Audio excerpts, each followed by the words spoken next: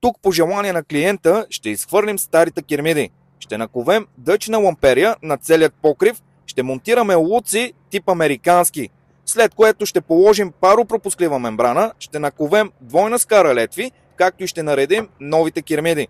За повече информация обадете се на посочения телефон, който ще откриете в профила ми.